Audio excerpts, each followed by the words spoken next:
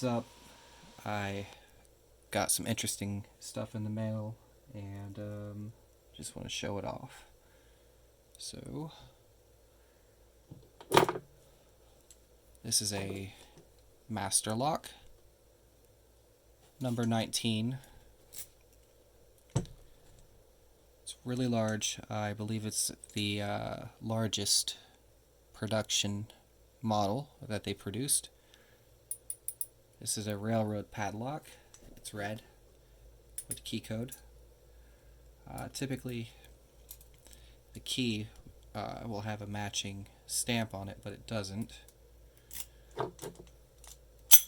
These have been discontinued for a long time because it uses a pin tumbler mechanism, which is susceptible to fouling and failure.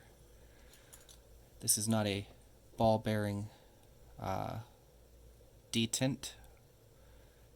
It uses just your regular kind of shutter mechanism. So I'm not sure if it can be shimmed open. It's key retaining. This lock will not release the key until the shackle is secured. This is a 1092J, also known as a M14, I think. Yeah, M14 key. Factory embossed key. Super cool. So just to show a size comparison, here is a Sargent and Greenleaf environmental padlock. Excuse me. Stands just about the same height. Master lock is a little taller. Shackle is thicker on this guy. This is a wider padlock, the master lock. It's just a overall bigger padlock. And for those who have held one of these are massive in themselves. This guy is better designed. It actually has ball bearing detents, so they lock into place really well. Additionally, it has a high security alloy cylinder, only 3 moving components essentially. It's not very secure against lock picking, but the cylinder is put in through the top, so you cannot pull it by force from the bottom, whereas this one you could drill it, use a nose puller and evacuate the lock cylinder and open the padlock body. So they had a couple of reasons to discontinue it. Here's an 833, one I have not picked open yet. Stand it up. Let's see, they're about the same size. Master lock is taller.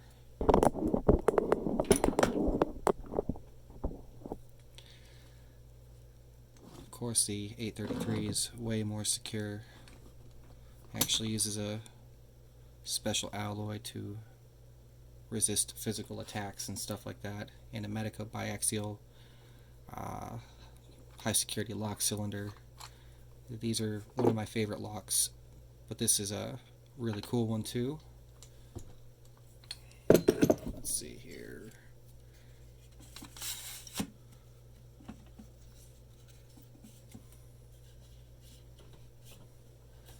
I'm gonna make a key for this guy real quick. Nothing special. But what I'm going to do is measure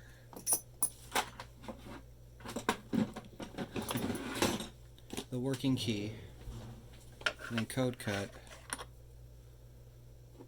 a duplicate. That way there will be no wear transferred from this key to this key, because a duplicate is a copy, and a copy of A worn key is still a worn key. So I've kind of done some prep work. Move this over here. Set this over here.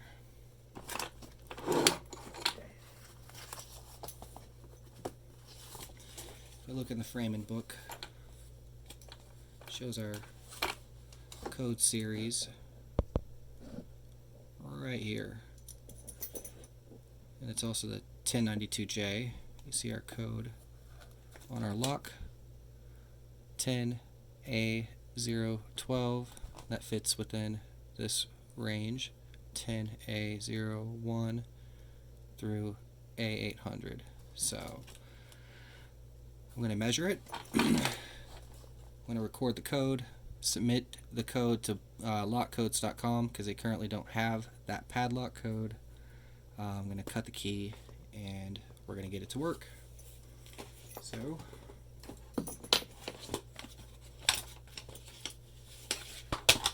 pull out the micrometer, measure space 1 real quick, and it is 223 or 222, which is a 6.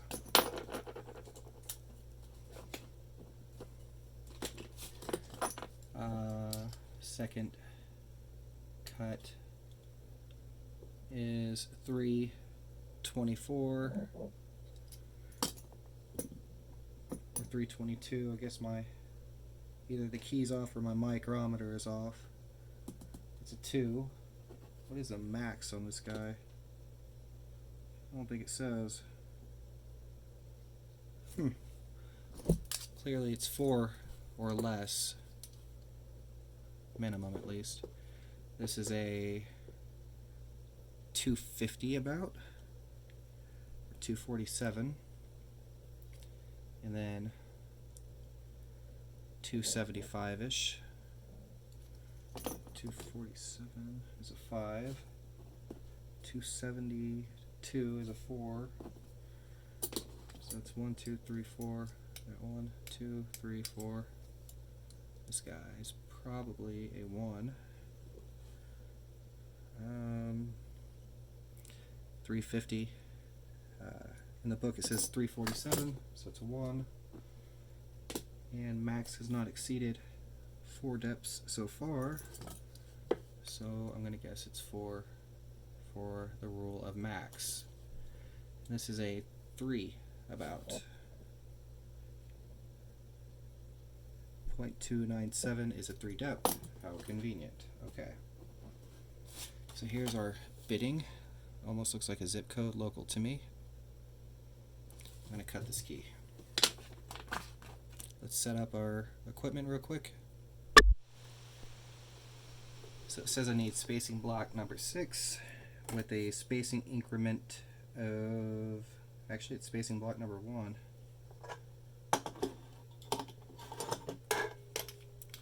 Got this neat little thing, little block holder. Spacing block number 1. The increments are basically Schleg increments. Easy to remember. Get in there. Okay. First cut starts at 218. 51, 52, 18. It's a shoulder stop key. I wish I had brass ones.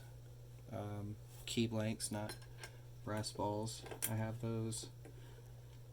Let's see. This is a big old thick key. Might take some time to cut through it.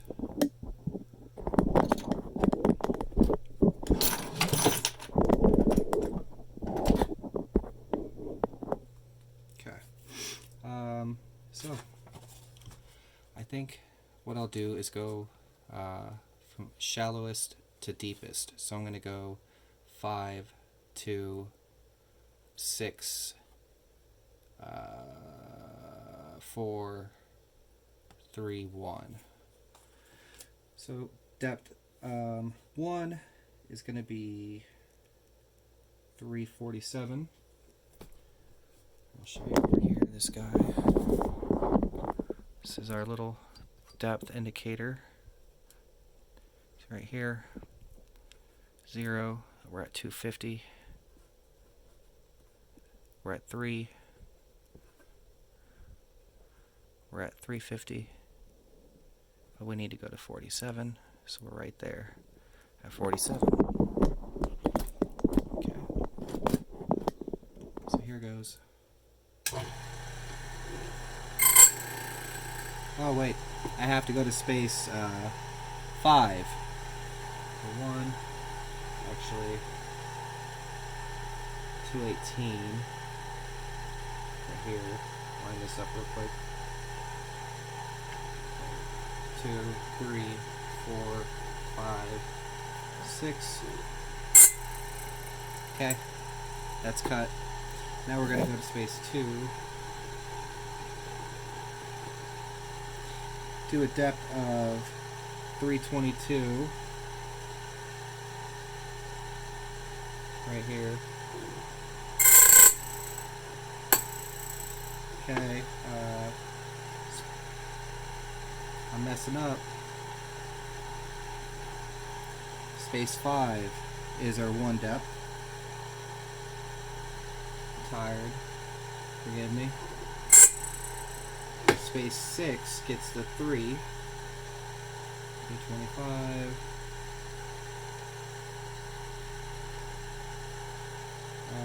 No, 397. 397. Make sure I'm looking at the right space or code series.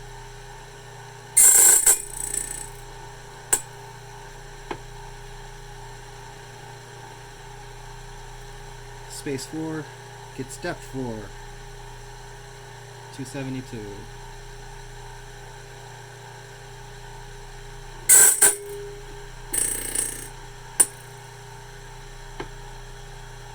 Space 3 gets depth 5.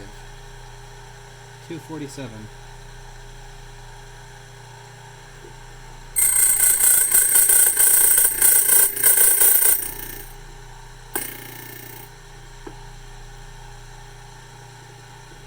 Six is at space 1, which is 222.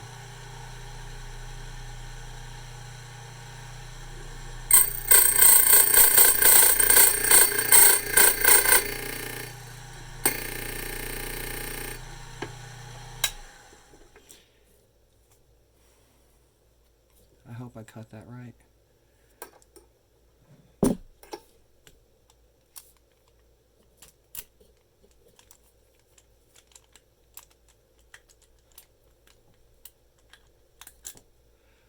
Oh, look at that. Look at that little weird piece of metal. Just go ahead and grab a file.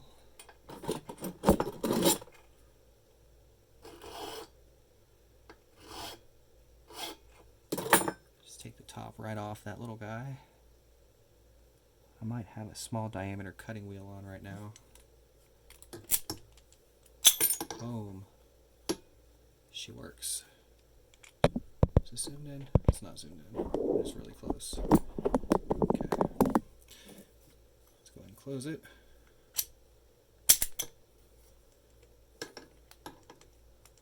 Pull it out. Push it in. Bam. Unique code series. I think they call it the Super Pin Tumbler for Master Lock.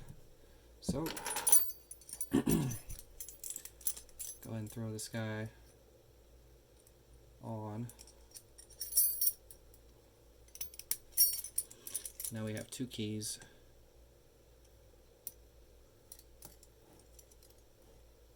For this gigantic Master Lock number 19. And if we keep the key in and the shackle open, it'll be kind of hard to misplace it all.